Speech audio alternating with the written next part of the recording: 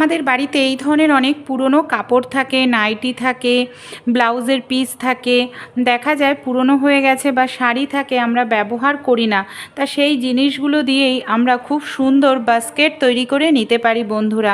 কোনো রকম এর জন্য আমাদের এক্সট্রা করে টাকা পয়সা খরচা করার প্রয়োজন কিন্তু পড়বে না। তাই চলুন কিভাবে আমরা পুরনো কাপড় দিয়েই বাস্কেট তৈরি করে নিই দেখে নিই। এর জন্য দেখুন আমি এখানে দুটো কালারের কাপড় ব্যবহার করছি।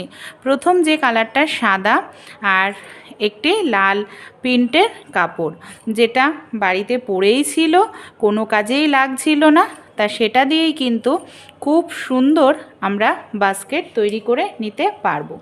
এইভাবে সরু সরু করে কেটে নিতে হবে। এখানে দেখুন বেশ কিছুটা টুকরো আমরা কেটে নিয়েছি। কিভাবে আমরা টুকরোগুলোকে জয়েন্ট করব। এর জন্য আমি এইভাবে দুটো টুকরো একসঙ্গে রেখে এভাবে ভাঁজ করে নিলাম, তারপর কিছুটা অংশ কেটে নিচ্ছি। এতে কি হবে, আমাদের সেলাই করার প্রয়োজন পড়বে না, গিট দেওয়ার প্রয়োজন পড়বে না। দেখতে পাচ্ছেন এখানে দেখুন আমরা কি করব, যেখানটায় কেটেছি ছিদ্র হয়েছে সেই ছিদ্রর মধ্যে দিয়ে এই যে দ্বিতীয় কাপড়টার যে মাথাটা আছে সেটাকে আমরা এইভাবে ঢুকিয়ে দিচ্ছি। এই দেখুন, তাহলে অটোমেটিক্যালি এখানে আমাদের একটি গিট তৈরি হয়ে গেল। নর্মালভাবে আলাদা করে সেলাই করার প্রয়োজন নেই। এখানে আমি এইভাবে দেখুন দুটো কালার ব্যবহার করছি, একটি লাল একটি সাদা। আমাদের বাড়িতে এই ধরনের অনেক কন্টেনার থাকে, দেখা যায় কন্টেনারগুলোকে আমরা ফেলে দিই বা এই ধরনের কাগজের কন্টেনার কোনো কাজেই ব্যবহার করি না। এখানে আমি একটি কাগজের কন্টেনার নিয়ে নিয়েছি। সেটাকে দেখুন আমি এখানে কি করছি, 1 ইঞ্চি মতো গ্যাপ দিয়ে দিয়ে এই দেখুন লাস্টের অংশটা জয়েন্ট রয়েছে, দেখতে পাচ্ছেন। এইভাবে 1 ইঞ্চি গ্যাপ দিয়ে দিয়ে আমাদের এখানে কেটে নিতে লাগবে। এই দেখুন এইভাবে আমি 1 ইঞ্চি গ্যাপ দিয়ে দিয়ে টুকরো করে নিচ্ছি। এইভাবে দেখুন আমি কিন্তু পুরোটাই কেটে নিয়েছি। আমার এটা কাগজের কন্টেনার, আপনারা প্লাস্টিক হোক কাগজের হোক এই ধরনের কন্টেনার নিয়ে নেবেন। এবার আমরা কি করব, এই যে দুটো কালারের কাপড় নিয়েছি, এটা আমার একটি নাইটির কাপড় ছিল, নাইটির হাতা ছিল, বেকার পড়েই ছিল, কোনো কাজেই লাগছিল না। এই দুটোকে আবারও আমরা কি করব, এইভাবে জয়েন্ট করে নেব। জয়েন্ট করে নিয়ে এইভাবে ভাঁজ করে নিচ্ছি। তারপর কিছুটা অংশ কেটে নিচ্ছে। দেখুন ছোট্ট করে আমি কেটে নিলাম, বেশি বড় নয়। এই যে এবার একটির ওপর আরও একটি রাখবো, যেখানে আমাদের মাঝখানটায় যেখানে কাটিং করেছি সেই জায়গাটা দিয়ে এইভাবে আমরা পুরোটা কাপড়ে ঢুকিয়ে দেব। তাহলে কি হবে, খুব সুন্দর একটি গিট আমাদের এখানে তৈরি হয়ে যাবে। এই দেখুন কোনো রকম সুতো দিয়ে সেলাই করার প্রয়োজন পড়ে না। এবার আমরা যে কন্টেনারটাকে রেডি করে নিয়েছি তার মাঝখানে দেখুন এইভাবে আমরা দিয়ে দেব। খুব সহজ, এই দেখুন এইভাবে আমাদের বুনতে হবে। একটি ঘর দেখুন আমি সাদা দিচ্ছি আর একটি ঘর লাল। সময় একেবারেই লাগে না, খুব কম সময়ের মধ্যেই তৈরি হয়ে যায় এটা, আর অসাধারণ হয় দেখতে। এইভাবেই আমাদের বুনে নিতে হবে। এমন কালার ব্যবহার করবেন যে কালারগুলো খুব সুন্দরভাবে ফোটে, তাহলে কি হবে, জিনিসটা দেখতে বেশি ভালো লাগবে। তাই এমন ধরনের কালার আপনারা নেবেন। এই দেখুন এখানে কিন্তু আমার একটা ঘর বোনা হয়ে, এইভাবেই দেখুন এখানে কিন্তু আমি একটি লাইন কমপ্লিট করে নিয়েছি। দেখতে পাচ্ছেন একটি লাইন আমার এখানে কমপ্লিট হয়ে গেছে।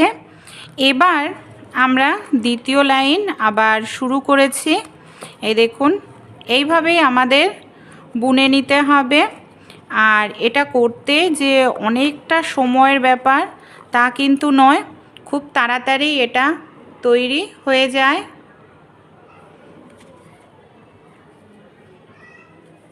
দেখুন তাহলে বন্ধুরা কতটা সুন্দর এখানে তৈরি হচ্ছে। আর যখন এটা আমরা বুনবো আমাদের কিন্তু খুব একটা টাইট বা খুব একটা ঢেলা করে বোনা যাবে না, মিডিয়াম করেই এটাকে বুনতে হবে। দেখুন এখানে আমি সাদা লাল কালার ব্যবহার করছি, আমার লাল কালারের কাপড়টা শেষ হয়ে গেছে, আবার একইভাবে জয়েন্ট করে নেব। এইভাবেই দেখুন তাহলে বন্ধুরা আমি এখানে অনেকটাই কিন্তু এইভাবে বুনে নিয়েছি। এখানে একদম শেষ মাথাতে আমরা চলে এসেছি। আমাদের এখানে কাপড়ও কিন্তু আর এক্সট্রা নেই, আর এখানে কন্টেনারটাও শেষ হয়ে যাচ্ছে। আমরা দুটো কাপড়কে এইভাবে গুটিয়ে নেব।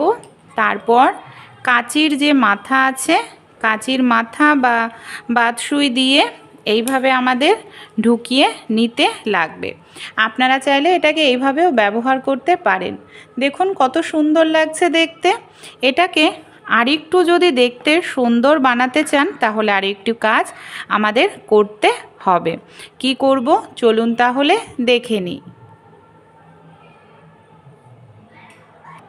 এখানে দেখুন আমি ব্লু কালারের একটি কাপড় নিয়েছি। কাপড়টাকে আমি এইভাবে বিনুনি করে নিয়েছি।